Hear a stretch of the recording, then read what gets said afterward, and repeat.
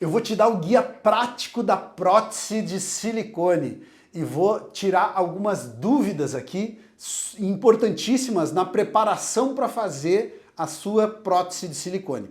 Primeiro, qual é o melhor tipo de prótese de silicone? A melhor provavelmente é aquela que o teu médico tem mais experiência. E essa é a melhor. A gente prefere usar próteses super altas porque a base das próteses é menor e dá menos aquele efeito gordinho aqui na lateral da mama, na axila, e isso a gente não quer que os pacientes tenham, né? Então isso é bastante importante e ajuda muito. Mas tem médicos que preferem próteses com menos projeção, paciente que vai fazer o uso de próteses muito grandes, isso é um problema também.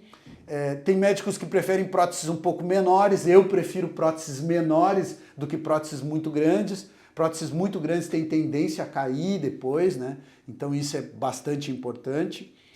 Colocar silicone prejudica a amamentação? Não prejudica a amamentação. Então pode amamentar normalmente. Aqueles pacientes que iriam ter lactação, né? Que iriam produzir leite e conseguir amamentar com prótese vão conseguir sem prótese. Então não tem problema, a prótese não é de forma alguma, uma restrição para que se coloque a prótese de silicone e possa amamentar depois. Qual é o tempo de recuperação depois da cirurgia? Em torno de uma semana. Em torno de uma semana, o paciente 5 a 7 dias, o paciente volta a fazer as suas atividades com algumas restrições, 2 semanas para voltar a dirigir, 1 mês para voltar a fazer esforço físico, mas as restrições são muito menores do que quando o paciente vai fazer uma mastopexia com prótese, uma abdominoplastia, por exemplo, que são cirurgias maiores, né? Posso escolher o tamanho da prótese? Pode escolher respeitando os limites que o médico impõe. Então o paciente pode dizer se quer uma prótese um pouco menor ou um pouco maior, mas existe um limite, assim, abaixo dessa não dá, acima desta para ti vai ficar um exagero, né? Então respeitar isso é muito importante. A cicatriz fica visível, a cicatriz fica escondida. Normalmente a gente faz pelo sulco, mas existe também a cicatriz pela areola, existe a transareolar e existe a cicatriz pela axila. Todos esses locais são possibilidades, né, de locais de acesso para se colocar a prótese de silicone.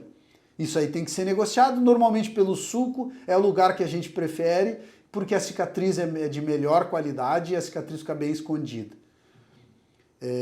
O silicone rompe, não rompe o silicone. Então assim, existem casos em que houve rompimento do silicone, é por problema de fabricação da prótese. Teve problemas há muitos anos atrás, há décadas, que teve uma fábrica europeia que vendia próteses na época aqui, de uma marca desconhecida, e que teve problemas com as próteses, mas era problema de fabricação da prótese e não rompimento da prótese. Então a prótese não rompe. Para que haja o rompimento da prótese, precisa que tenha um trauma muito grande, com provavelmente outras lesões mais importantes do que o rompimento da prótese, né?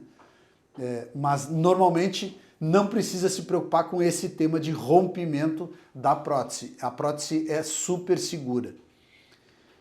Como é o acompanhamento depois da cirurgia? Então o paciente vai fazer a cirurgia de prótese de silicone e vai passar então anualmente a fazer um acompanhamento com ultrassom de mama, uma vez por ano, fazendo esse ultrassom para saber que está tudo ok. Por que isso é tão importante?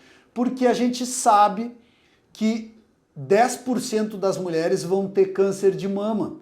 E quando a gente consegue detectar isso precocemente, é uma cirurgia simples e totalmente curativa. Por isso, então, a gente faz esse cuidado, né? Aproveitando que pacientes, às vezes, muito jovens, que normalmente não fariam ultrassom de mama, colocando a prótese já passam a ter esse cuidado maior e a possibilidade de fazer, nos casos em que vão ter câncer de mama, né? Um diagnóstico mais precoce e um tratamento melhor e uma cura maior. Esses aqui são os modelos de prótese de silicone que existem. Então, as próteses cônicas, essas primeiras, próteses redondas, super alta, alta, média e baixa, as próteses anatômicas, anatômica com o polo superior distendido, e as próteses ovais, que são próteses usadas para reconstrução de mama nos casos de câncer de mama. Então, todos esses modelos aqui, o que a gente prefere são as próteses redondas, super altas, preferencialmente de poliuretano, que é um material que tem uma aderência maior. Isso aqui são as próteses texturizadas e essas aqui são as próteses de poliuretano. Poliuretano, ela tem uma aderência maior, tem menos chance de cair com os anos ou com as décadas depois da cirurgia. Lembrando que 1% das pacientes vão ter retração capsular, pelo menos. Então, 1 em cada 100 em 10 anos vai ter que necessariamente trocar a prótese, mesmo que as fábricas digam que tem garantia vitalícia, que as próteses não precisam mais mexer, algumas pacientes vão ter que reoperar. Por isso a gente fala que a validade da prótese é 10 anos, porque a gente já sabe que algumas pacientes vão precisar trocar a prótese em 10 anos.